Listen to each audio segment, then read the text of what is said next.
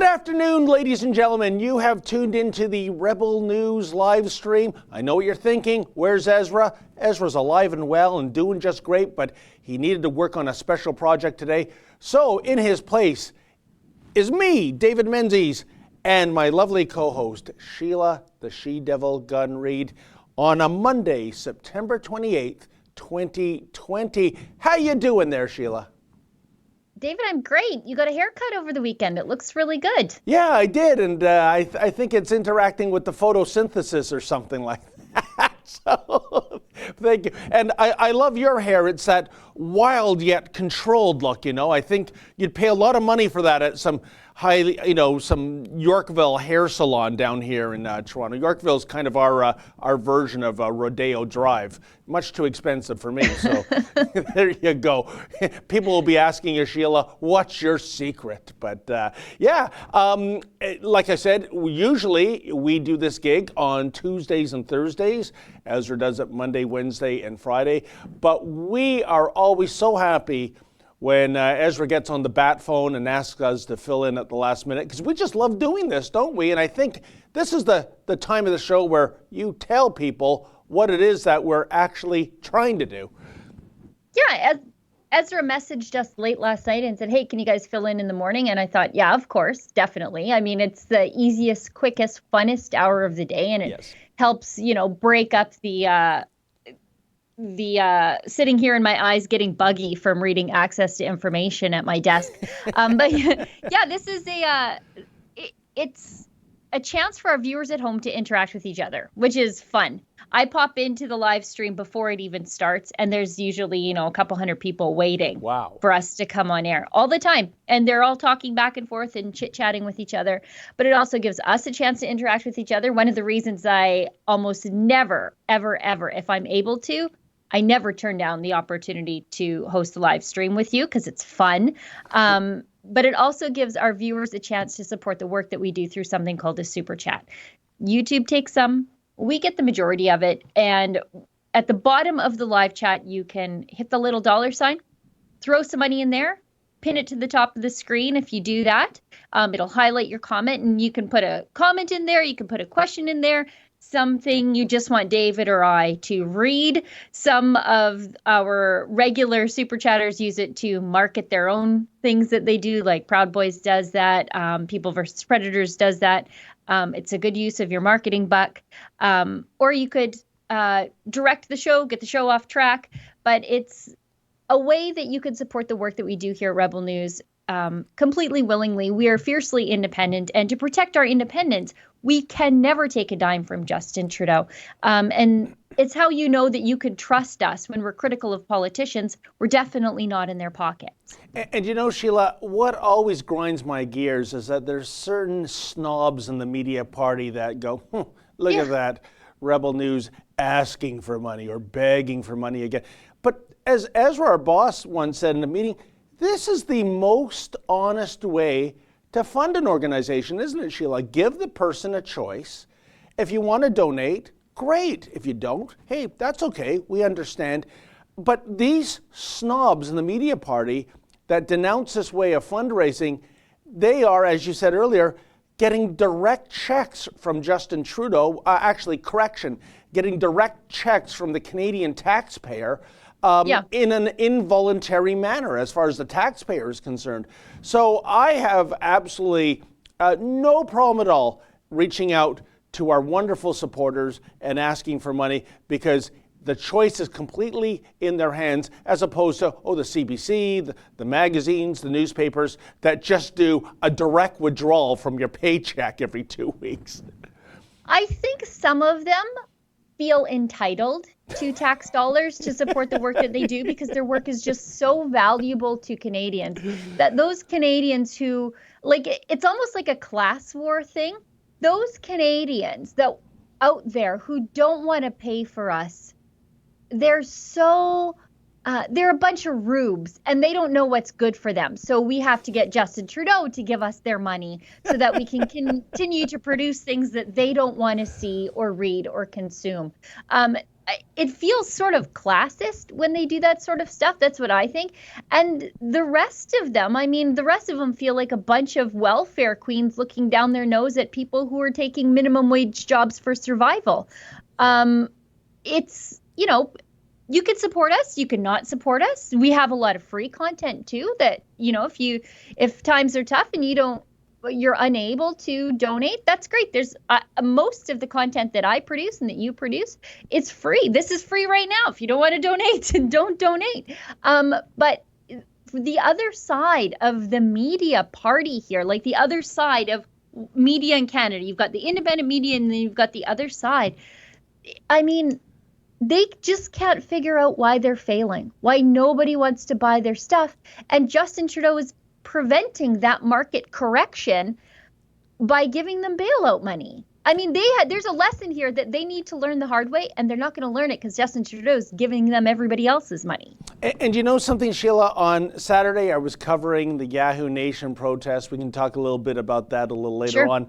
But I actually had, and I've experienced this several times, people come up, and I'm not asking for money, and they're thrusting 5s or 10s or even one gentleman a $50 bill right into my hands. And what I'm getting at is, could you imagine a CBC reporter or a Toronto Star reporter getting money thrown into their hands? I mean, it might have happened once in history, but I just can't see it. And it is such a humbling experience, Sheila, that our viewers care so much about us and they want us to succeed that even unsolicited, they're jamming cash into my palms, which of course I pass on to Ezra. I forgot to pass on Saturday's cash, but I'll do that right after the live. Now you're on the record. That's right. So why don't we get to something that happened on Friday? Sure. I would have loved to have covered this. I was in virtual court, so I was unable to. But our friend Andrew Says went down to Bay and Wellesley to cover a bunch of people called Extinction Rebellion. You know, Sheila, one of the positive things about the pandemic is that I'll call them Greta's people have been noticeably silent for the last half year, haven't they? They've really, tapered down their blocking off of streets and doing all kinds of stupid stunts to get us off fossil fuels. But I guess it must be playing into the fact that the pandemic must be over because they're now coming out of their little cubby holes and, doing their usual shenanigans. So before we get into that, Mr. Producer, let's get a taste of what Andrew experienced on Friday. I think he's right. I think you should wear a mask. But you didn't have a problem with it before he said that. They didn't have a problem before I started the interview. Your interviews are over. My interviews are over, she says. Very fascist of you. I'm going to have front row center with Madame Defarge, and when the head of a landlord goes rolling down in the wicker basket from the guillotine, I'm going to stand up and cheer with her. So we are advocating for violence then. Do you guys think that this brings people into your movement acting like this? Do you think it looks good? Out of here, Nazi. Sir, you called me a Nazi. I'm wondering why. Oh, because you're... What's that? Yeah, you're right. Okay, fair enough. I mean, I just wanted to know his opinion on why you called me a Nazi. That's pretty rude. I think you're just kind of upsetting people here because you... I mean, we just walked by.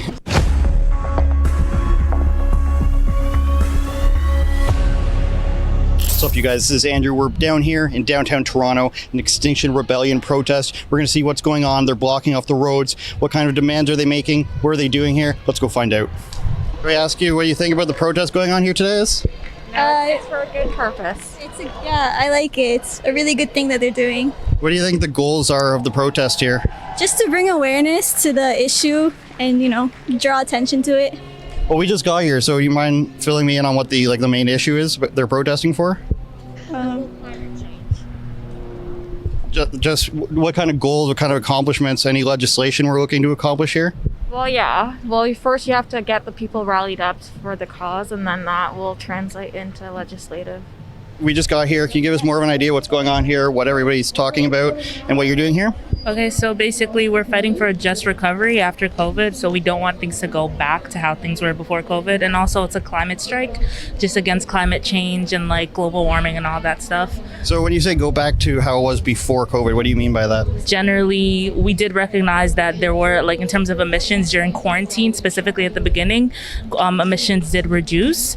But now things are starting to get back to normal and people are starting to get into the like swing of things, right? But like that's not what we want, right? Where are our climate emergency services? Phase out gas plants, Ontario Climate Action. Sir, can you tell me more about your sign?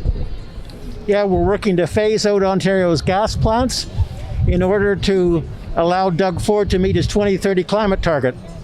Okay, very cool. And what's the main, is that your main purpose here? Are you part of a larger message here? Tell me any other reasons why you're here today. Well, to stop dangerous climate change. Okay, and is there any specific policy we want to get put in place to help further this goal? Like we can't put a thing that says stop all gas plants. How long are you looking to do that of a time over? What do we do with these people's jobs? Stuff like that.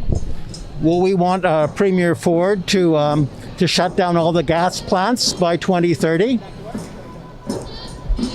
And what do we do with all the people's jobs that we've lost? Well, very few people work in the gas plants, actually. And they're skilled people, and they'll be able to find jobs elsewhere. That's it? Just tough luck?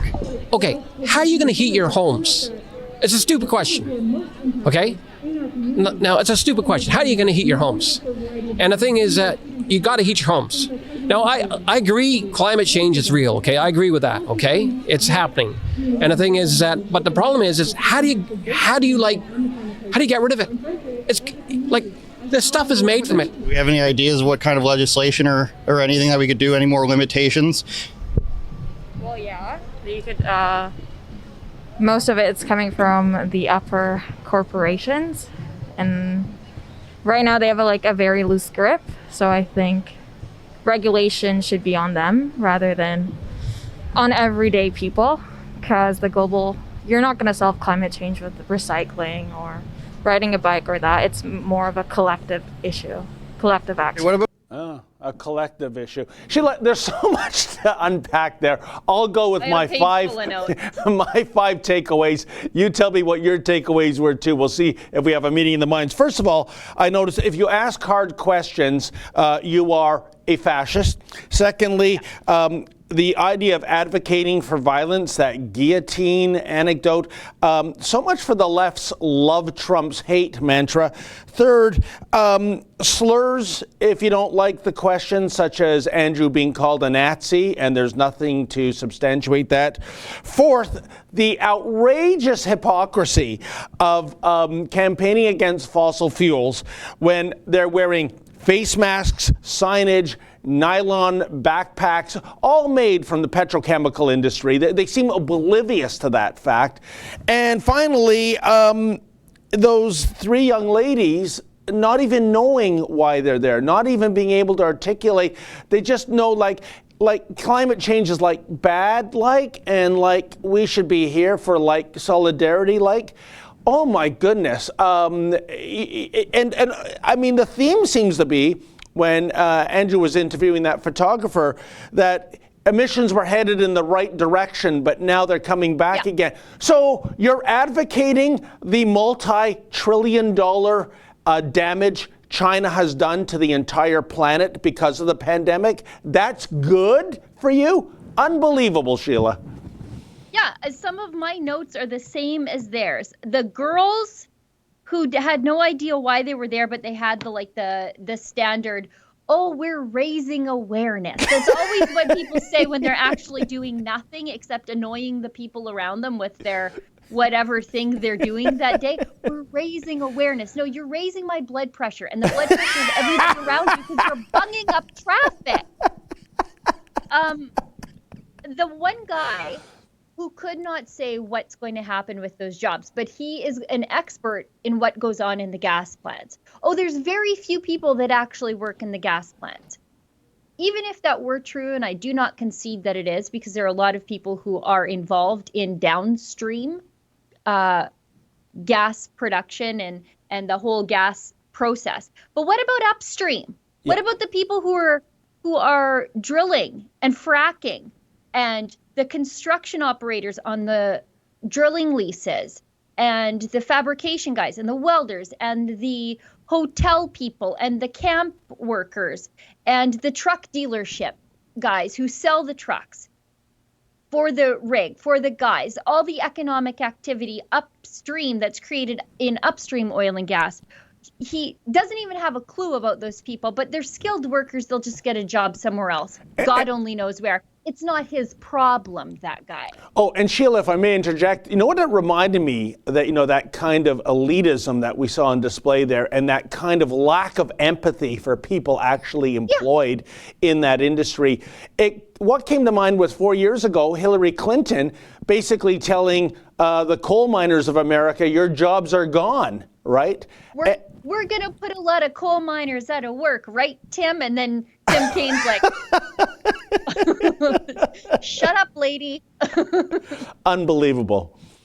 I also thought Lady Fake Leather Pants was pretty fun there because she's got like half a barrel of crude oil on her legs in the form of leather pants.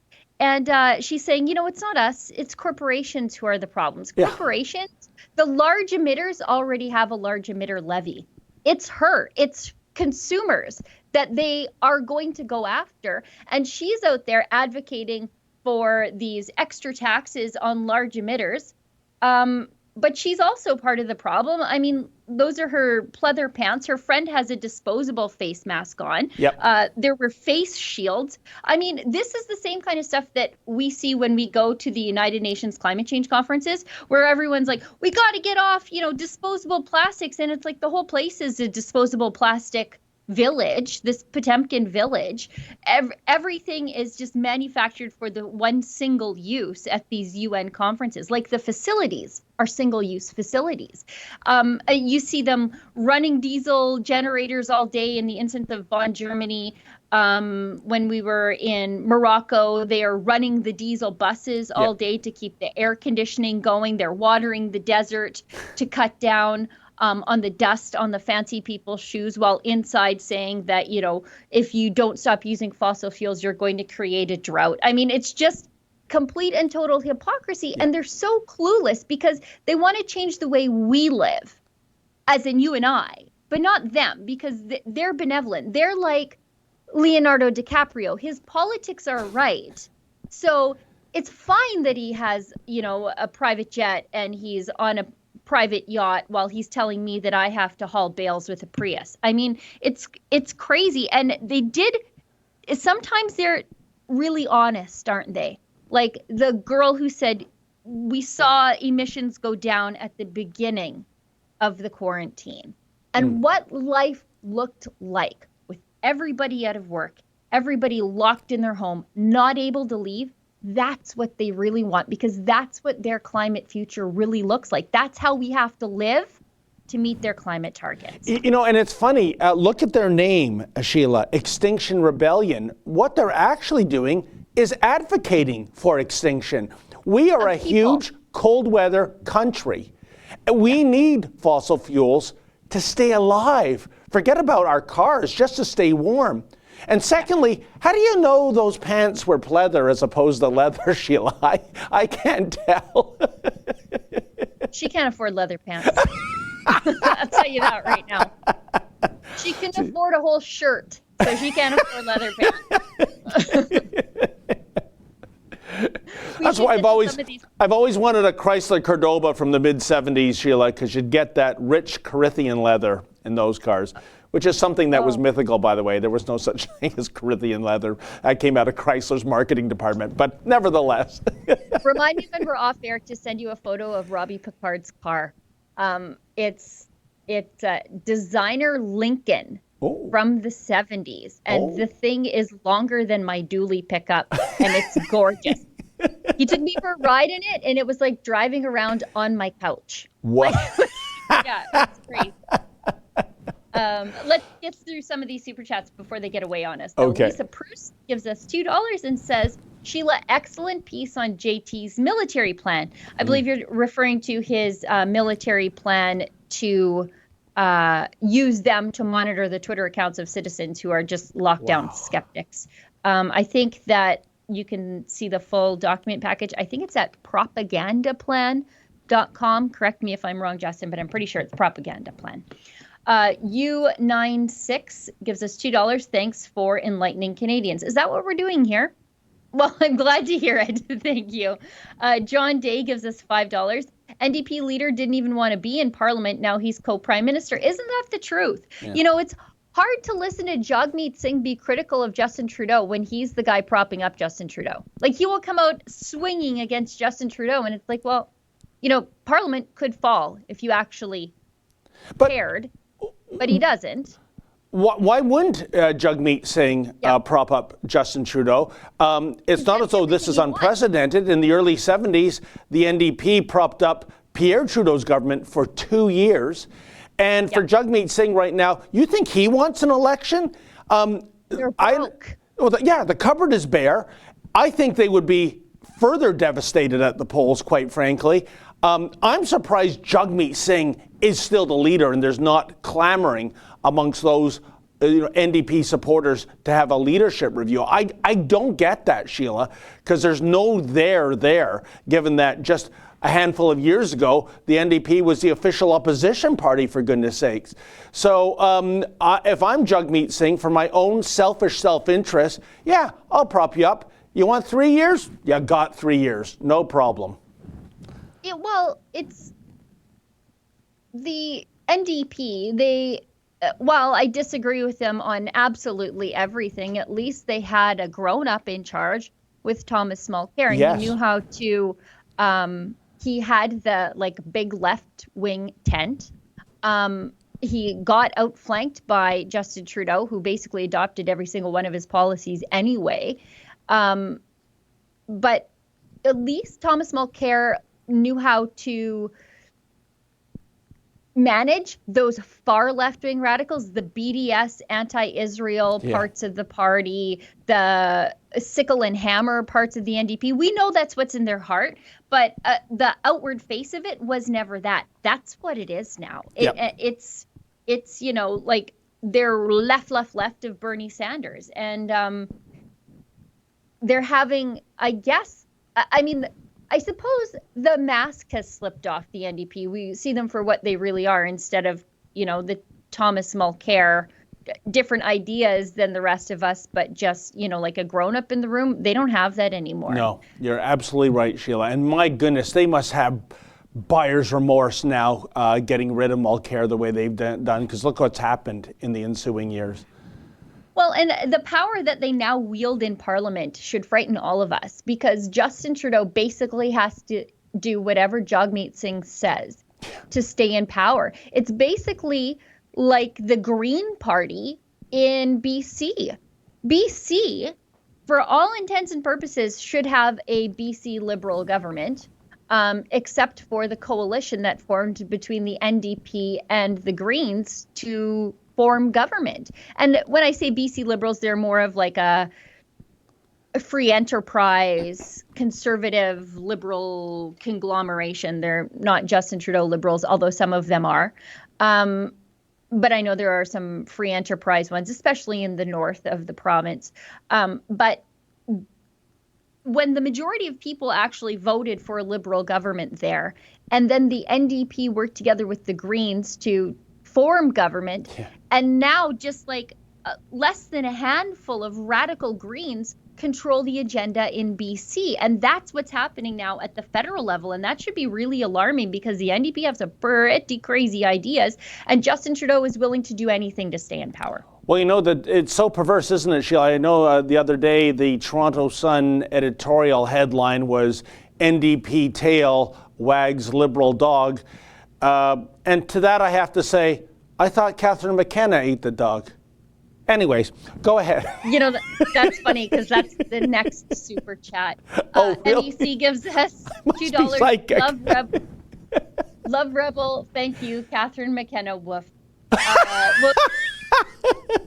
I'm going to breeze through these super chats as quickly. There's 12 of them. As quickly as I can, but we really should get to that, because I brought it up on my other screen, and I can't even. I had so much fun with this over the weekend. I was just full of jokes and jokes and jokes. Ezra's been calling her Catherine McKenna. I love it, Catherine McKenna. Okay.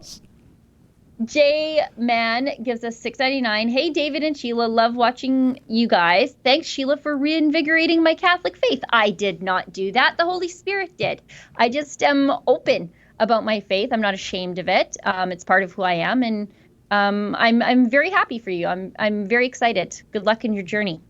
Mark Cougar gives us $20. Thank you very much.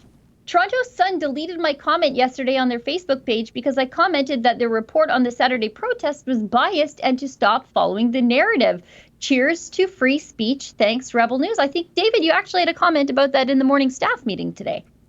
Yeah, it was kind of funny. There was virtually no media down at this protest. And what was staggering to me, Sheila, is that we know those in the mainstream media hate the politics of these people that comprise Yahoo Nation, formerly known as Ford Nation. That's not the point. The point is there was such buzz in the air that law enforcement was going to clamp down. Premier Ford was warning for a week. The party is over. And he said, yes, this includes protests. And it means if you're there to protest, it's an $808 fine. And if you're an organizer, it starts at 10 and taps out at $100,000. And so you would think, I mean, if I was an assignment editor, I'm saying, you know what? Get a reporter and a cameraman down there, because this could be like, Melbourne, Australia style, egregious clampdown of citizens' rights. And not to give away the ending of the video that's going to be posted later, folks, but I thought it had to be one of the most humiliating moments ever for Premier Doug Ford, because far from the police, and there was a large police presence there, clamping down on these people and warning them and fining them and arresting them, they actually gave them an escort and closed intersections so they could march from Yonge Dundas Square up to the Yorkville area and back again.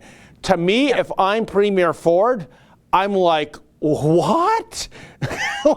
Because basically, Premier Ford now has the legislative or the enforcement wherewithal of a professional wrestling referee.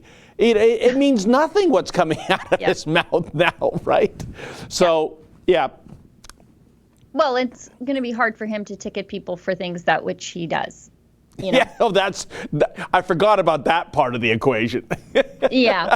Viking Insane gives us $2. Climate change can't be stopped. It predates human. Yeah, I'm not a climate change denier. I just dispute the amount of involvement I have in it.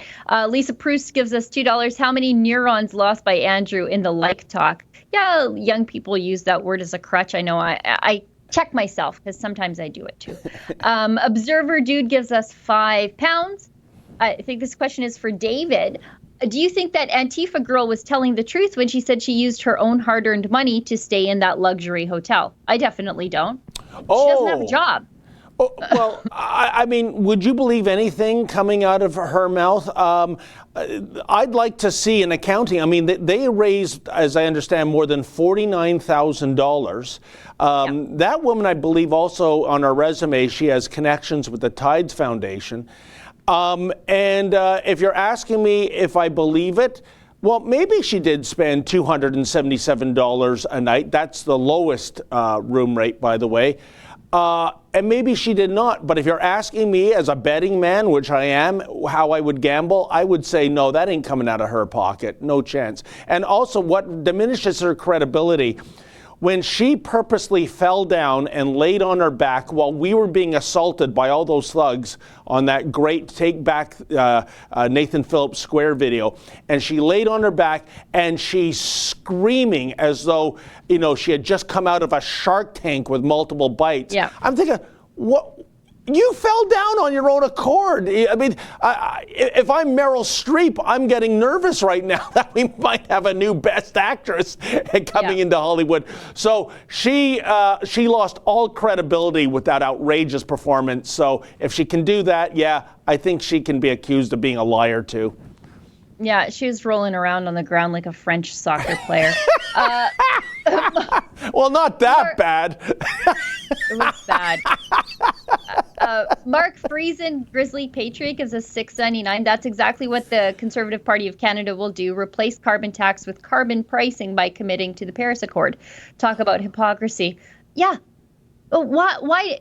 And they all say the targets are not mandatory. They're not obligatory. They're aspirational. Great. Then why are we involved? If they're not hard targets, but it means carbon taxes, why are we doing this? Why are we in this agreement where we all agree to hinder our economies except the Chinese and the Americans? Why are we participating in any of this? Sheila, why did Aaron O'Toole say that? Is it, I mean, my take is he's taking Western voters' support for granted. So it's kind of like they're in the can. I'll reach out to the liberal elites now and try to get them over. How well did that work for Andrew Scheer, by the way? That's what I want to know. Exactly. Why do the bad things the last guy did that helped him lose? Why don't you do something else? Why don't you point to the fact that, per barrel, the oil sands has seen an over 30% reduction in emissions? Yeah. And that's been done through innovation and not taxes. Why don't we talk about that? Why don't we say, we don't need taxes to reduce emissions and increase efficiencies? We'll do that through giving companies and people more money to invest in energy efficiency. But it doesn't help when you take that money that you could invest in efficiencies and just stick it in the government so that they can invest in green car chargers for Catherine McKenna. So sad. Or David Menzies. I know that you have an electric car. No, it's a plug-in hybrid, Sheila. Yeah, it's all this. I know, so embarrassing. It's all the same. Muzzle Flash gives us $5 Australian. Well said, Sheila. These hypocrites want everyone else to sacrifice. Exactly. It's all about the little guy. Lisa Bruce gives us $2. David, love your new haircut and the yellow button. I know they shipped me some yellow buttons and I can't wait for them. Oh, and what a segue. If you're wondering, folks, what this yellow button says, it says, I am exempt, and then the website is maskexemption.ca. We are selling these for $10 a button. It is the fashion accessory of 2020, and there's a purpose behind it, folks. Many people have the little cards, but you know what a hassle that is when you're asked 20 times in the same shopping mall, why aren't you wearing a mask, and you got to go into your handbag or your wallet and get your card out.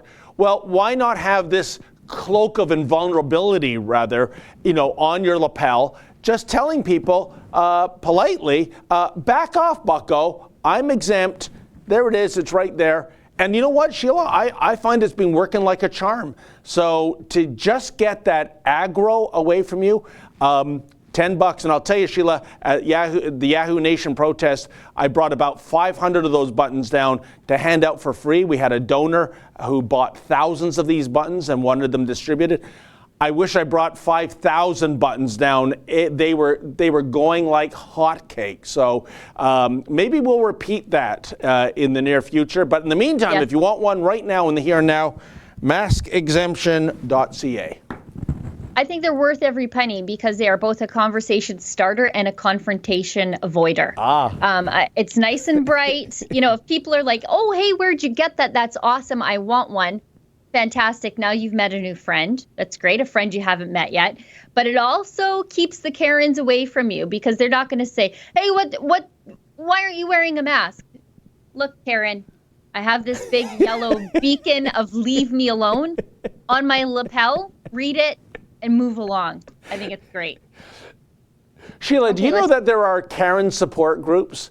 I only learned this the other day from someone that the nice Karens out there that recoil at that, name being used as a slur for busybodies, I guess, are actually go on to Karen support groups for comfort. I don't know what to do about it. I think that ship has sailed. I think Karen is now the code word for a meddling busybody.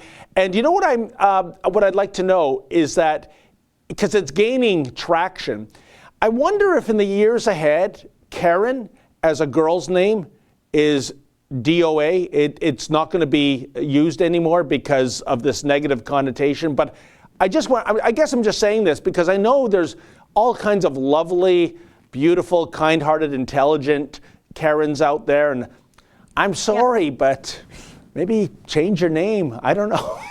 I know. It's like we have, I guess, around here and amongst some of my more Orthodox Catholic friends, we always have, oh, look at that. Stats Canada reports not one baby has been named Karen. Wow. We also have a descriptor for a similar kind of lady. We call her Susan from the parish council, and she's a lady that embodies like all the ladies, middle-aged lady. She kind of likes tambourine during mass for the songs and too much guitar and praise dancing instead of Latin mass, and she's just doing all the wrong things. So yeah, apologies to the Susans out there and the Karens out there, but your sisters in name are really not doing you any favors. And you know, Sheila, I got to tell you, I'm happy with David, because how many times have we used the phrase, it's a David versus Goliath situation, and you're supposed to support David, the underdog, right? Yeah, Mr. Producer is a big fan of Goliath, he just told me. But Sheila, your name, if you go to Australia, isn't that kind of a name for like a chick or a bimbo or something like that? So, but not so much outside of Australia.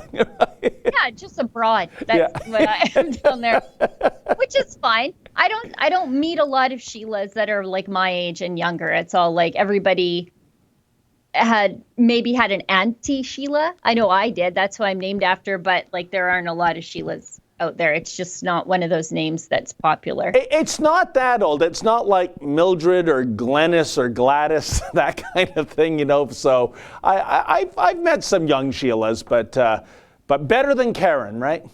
Yeah. Yeah. Thank you, Justin. Justin peeps into our ear and he goes, David, you're talking to a young Sheila right now. Exactly, Justin. Justin, that's why you're number one in my heart and at the company. I am talking to a young Sheila. Pink Phoenix Nails gives us $1.49. I don't see a super chat. Thank you very much. Selena B gives us $6.99. No super chat, but again, thank you very much. Gammy 60 gives us $10. We're living in an asylum. We're all locked down, aren't we? So yeah, maybe. Don Scott gives us $50. Thank you very much, Don. Why can't the Liberals be held responsible for the 10,000 dead Canadians if they had closed the borders when they were first warned of the virus? We probably could have avoided most, if not all, of these deaths. I know they've called in the auditors at the Public Health Agency of Canada because they used to have a position and they eliminated it altogether in 2017, and it was called pandemic surveillance. So it was a manager who watched for growing pandemics and surveilled these like rising viral outbreaks across the world. And in 2017, not only did they eliminate the position, but they didn't even delegate the responsibilities of that position to other people within the agency, leaving Canada completely, basically we didn't have a guard dog who was watching these things. So we were just reacting instead of being proactive with surveillance, and they've called in the auditors there. So, but I can't imagine that much will come out of it because the Liberals are in power and they're going to protect their health minister. They're going to protect Theresa Tam. You might see some like lower level bureaucrats getting fired, getting in trouble. Nah, they don't get fired in the public sector, but getting in trouble, maybe seeing early retirement, whatever. But we're not going to know the full extent of how badly this was mismanaged until the Liberals are out of power. And Sheila, wasn't there an innuendo back then that to shut down the borders in such a fashion would be racist? You know, they always play that card. I remember it was in February, remember Nancy Pelosi saying that, basically implying that if you didn't get together in large groups and go down to your local Chinatown restaurant to celebrate Chinese New Year, you're being racist, right? You know, of course, something now in this day and age of masks and social distancing and bubbles and whatnot is outright heresy. But it just shows you how much our fearless leaders have flip-flopped on this issue from the get-go, eh? Yeah, if you don't go to the BLM protest, you're a racist. But if you go to church, you're a grandma killer. John Day gives us $5. Now we got to see the car tomorrow. You really want to see David's electric car? You have a blender in your house, right, John Davis? Go look at that. Imagine David driving it. That's what he drives. This is a little rich, folks, because whenever Sheila's in town, she's just always accepting rides in my little plug-in hybrid. And another thing, I have my other car, I'll let it be known. I'll bring in a picture on tomorrow to show you if you don't believe me. It is a gorgeous 2009 Ford Adrenaline V8 powered pickup truck. Now, I know that's got to be something after Sheila Gunn Reid's heart. It's a fine vehicle. Good enough. Valerie Eckstein gives us $6.99. You are both great. I enjoy your work. Thanks. Thank you very much, Valerie. Noble Canadian gives us $5. Got mask exemption card, ordered button, enlarged card on a T-shirt. Very smart. Says, know your mask exemption by law works great. Hardly ever bothered. Very smart. Very smart. Our Rebel viewers are real problem solvers. B. Baptist gives us $5. What about the CCP debt trap project taking place in Surrey? Did you watch the protests in England over the weekend? Because it was amazing. Yeah. Yeah. It's huge. Europe is really starting to revolt against these lockdowns. We saw what happened in Berlin. We had Marianne Pools cover that for us. People are, I think, the longer this goes on and the lower these numbers drop, the more we're going to see people coming out to protest.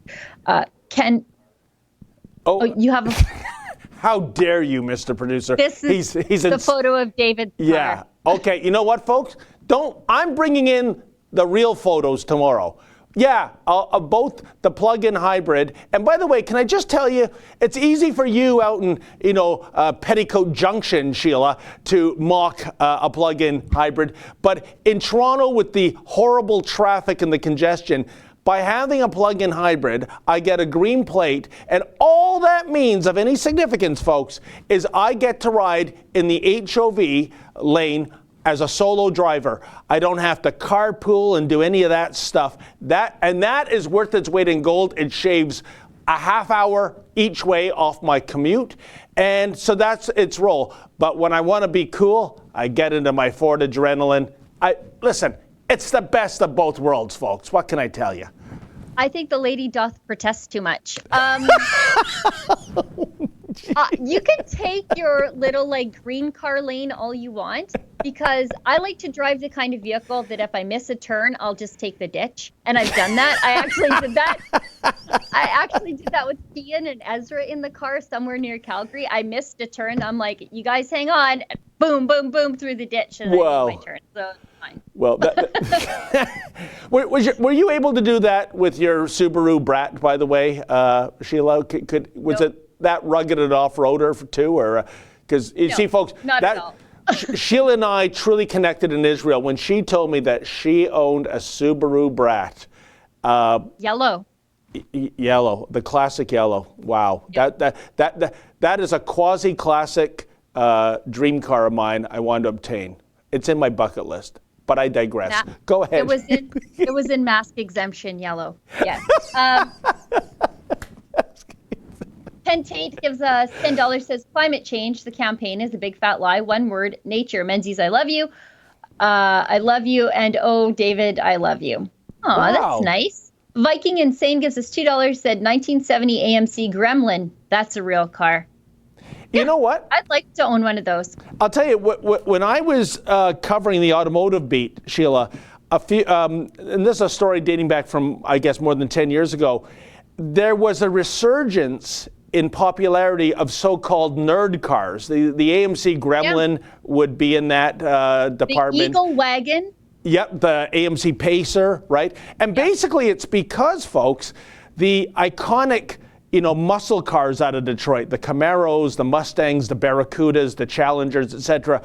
At auction, Sheila, the prices are so insane. Yep. So that the cars that were once shunned and laughed at, like the Gremlins and the Pacers of the world, are now being embraced as option B for those on a budget. So there you go. Okay, I think that brings us to the end of our Super Chats. Maybe we should segue into Catherine McKenna wanting to eat your family's pets. I found out one of the most popular dishes in Flores was dog. Guess what we had for lunch?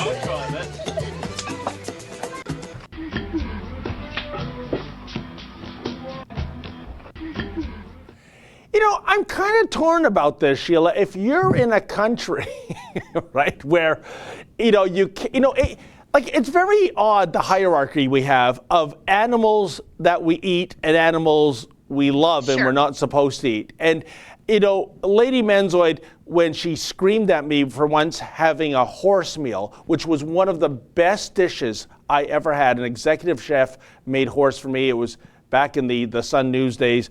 And she says, how could you? Look at a face of a horse or a pony.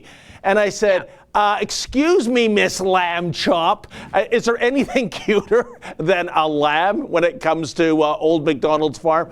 So I guess, can we really, if you're in a culture, in a country where it's legal to have a Scooby snack, for lack of a better term, is that necessarily a bad thing, Sheila?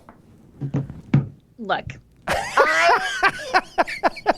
I would eat a panda just to spite the communists. I'd rather eat those pandas than give them back to the communists because they're stupid. They're stupid bears. They're so cute. They're beautiful. It's the symbol of the World Wildlife Federation. There's another reason to eat them. And I'm not against the seal hunt. I think the seal hunt is an essential economic part of northern life. Baby animals and small animals and animals in general, they're kind of cute or fuzzy. My kids, we hand raise animals, then eat them. And calves are cute. And then you raise them to be steers, and then you send them off to the butcher, and they come back wrapped in brown paper. I understand our place in the food chain. We're at the top. We're an apex predator. But dogs were domesticated as a companion animal. They weren't domesticated for ease of managing them for the purposes of food. They were domesticated as a companion animal to people. And I don't know. There's a lot of things out there that I wouldn't eat because I think it's gross, but I don't begrudge anybody else eating them. For example, a horse. I probably wouldn't eat a horse. But if that's what you eat where you are, okay, fine, But dogs, I don't know. That's a whole other level of yuck. And when you see McKenna doing this, it reminds me of Bill Morneau's volunteerism, where these privileged people are basically being a tourist in the impoverished lives of others. Like Bill Morneau would go take these wee charity trips as part of his volunteerism to Africa or wherever he went. I forget where he went, just to gawk and look at the poor people and see all the work that they're doing. And I feel like this has a little bit of that twinge to it. It's like, oh, look at me. I walked a mile in poor people's shoes. So poor they have to eat a dog. And again, if you are starving to death and you need to eat a dog, eat a dog. I don't care. That's fine. But to eat a companion animal just because you're there, because when in Rome, I think it's gross. That's an amazing theory about why Catherine McKenna might have eaten that dog. It was all about virtue signaling. I never thought of that angle, Sheila, so you might be onto something. I guess the question, it's never going to be asked by the mainstream media party, but the question to Catherine McKenna is that would she ever eat a dog again? Well, I don't know. There are so many jokes because there's pictures of her with dogs on her Twitter account, and I think it was Kate McMillan tweeted a follow me for more recipes about it. And I tweeted a picture of me with my dog on the live stream from the night of the speech from the throne. And I said, Catherine McKenna probably thinks this is a cooking show. There's just a lot of jokes. Keean had a lot of jokes. There's a lot of jokes floating around. But I think even maybe worse than the eating a dog just because you're, I don't know, being a tourist in the lives of poor people for a day. Yeah, Catherine McKenna probably thinks this is a cooking show. What a beautiful animal. Here's what I want to know. What does it taste like? I've never had I can tell you, like I said, that horse was one of the best meat dishes I've ever had in my life, Sheila. What does a dog taste like? I don't know. I don't want to find out. I don't know. Like, I think, though, even worse, though, than the eating the dog was her bribing a cop to go to a cockfight. Yeah, I agree with you there, 100%. Yeah, that's not cool. Because even if you're one of those people who are like, you know what? Again, I say it myself. Humans are apex predators. It's okay to eat everything underneath us. You know what? I'll hear that argument. But to bribe a police officer so you can watch animals suffering as entertainment? Are you a serial killer? What's wrong with you? You know, and I'm a hunter. I'm a farmer. I get that animals have to die for me to eat, but you try to do it in the most humane way possible. She bribed a cop so she could oogle animal suffering. That's insane. I agree with that one, Sheila. And I wonder, has PETA weighed in on this yet? Yeah, where are they on this? Where's McKenna on this? Where's the mainstream media on this? This is just post-millennial and us talking about it, really.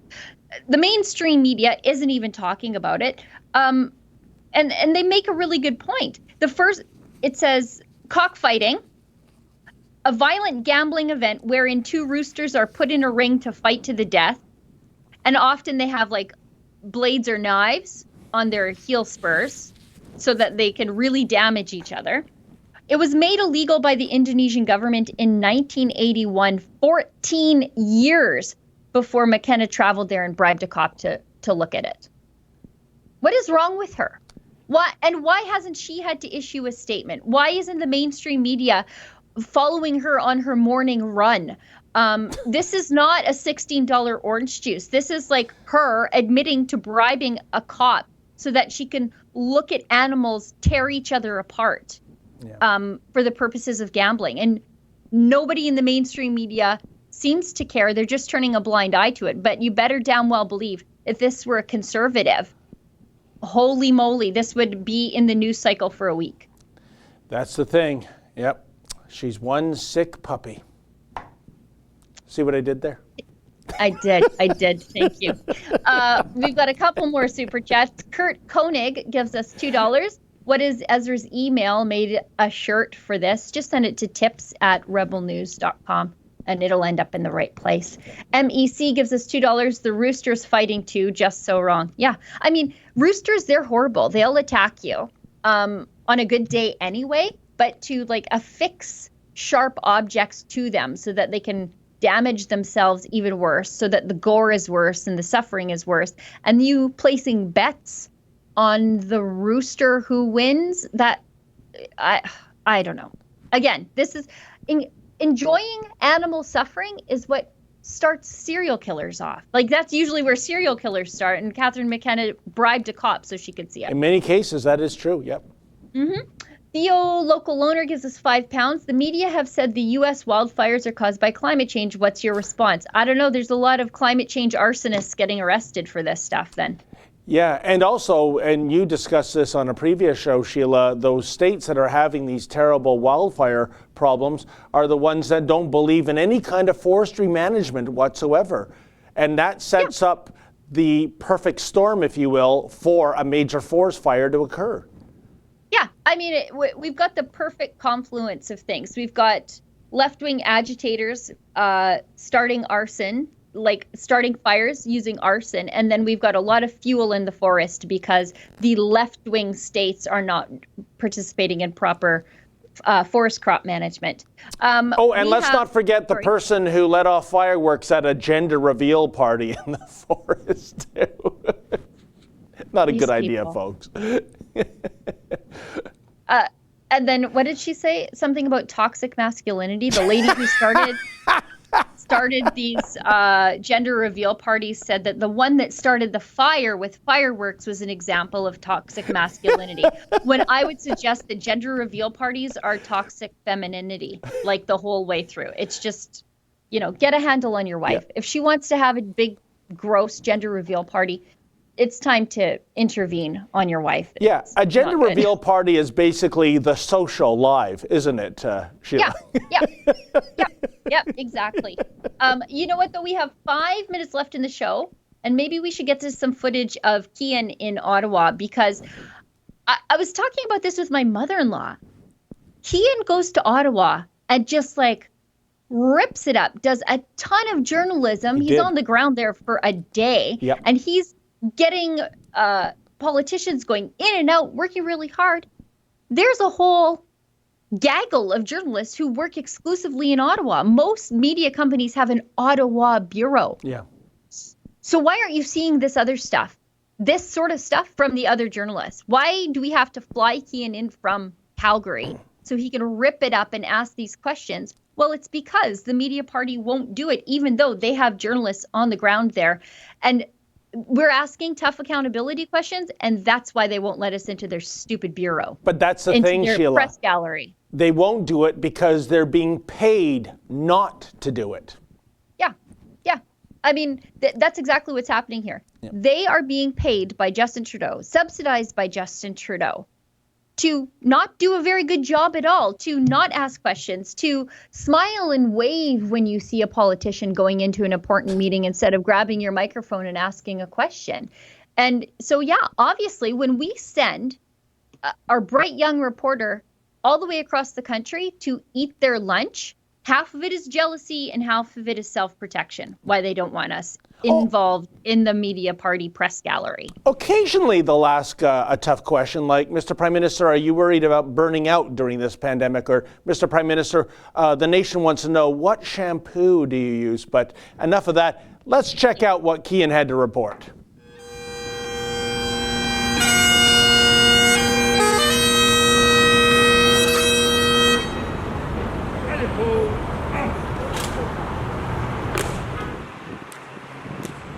So we're waiting right outside of Langevin Block right now as Justin Trudeau is about to leave and depart to the speech from the throne, which is just down the road that way at the old train house. That's where the Senate has been moved to while Centre Block is being renovated.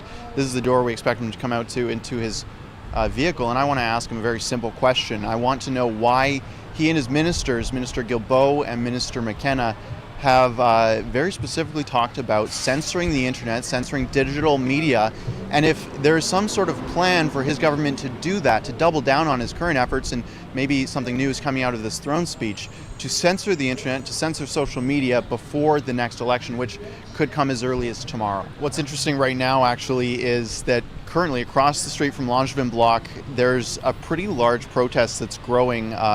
They're, opposed to a few things, mainly Trudeau, and that might be the cause of some sort of delay coming out of Langevin Block. There's a few signs that say Trump for PM, Trudeau for treason. It's a very interesting crowd over there, and I'm sure Trudeau isn't excited to start his day where, it's a lot of pomp and circumstance today. I'm sure he's not excited to start it on such a sour note.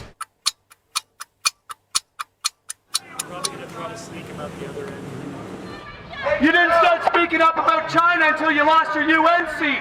Is that why you finally grew a spine on China?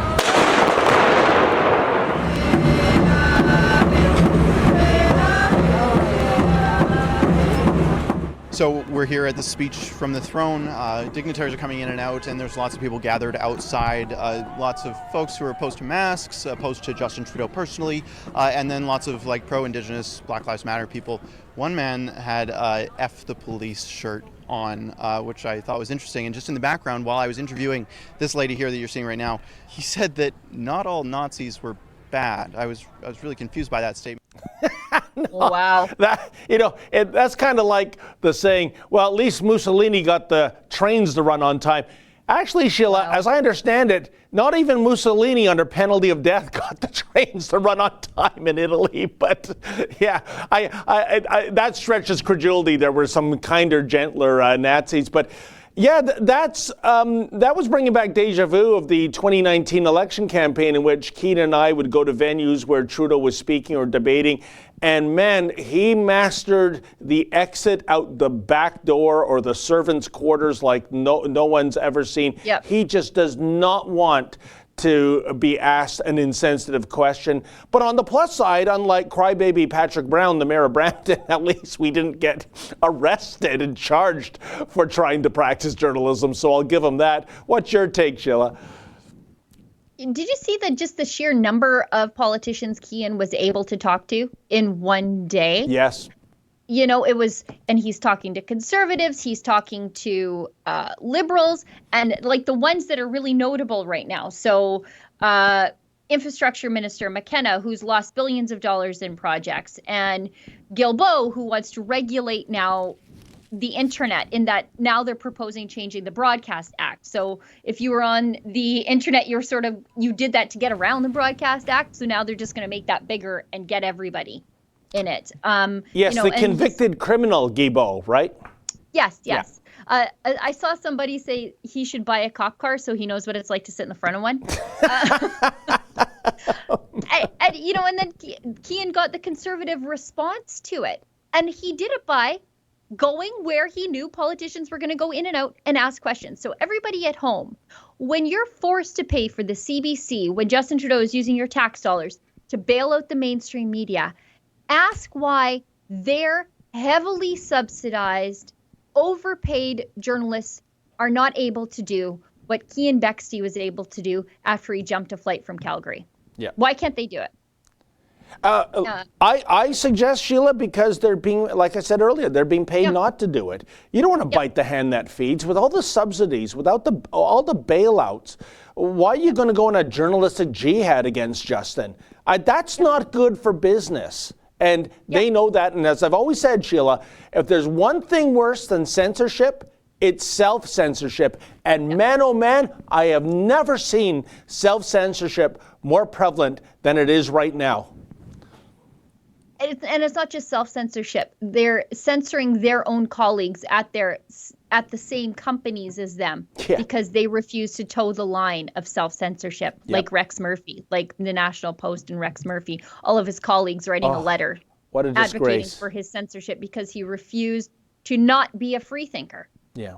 I mean, it's bizarre. Veterans Voice, Chris Semchuk gives us $13.99. Folks, how high will veterans be on a priority list of causes when feds have the margin call come in and real priorities need to be established in line with forced austerity?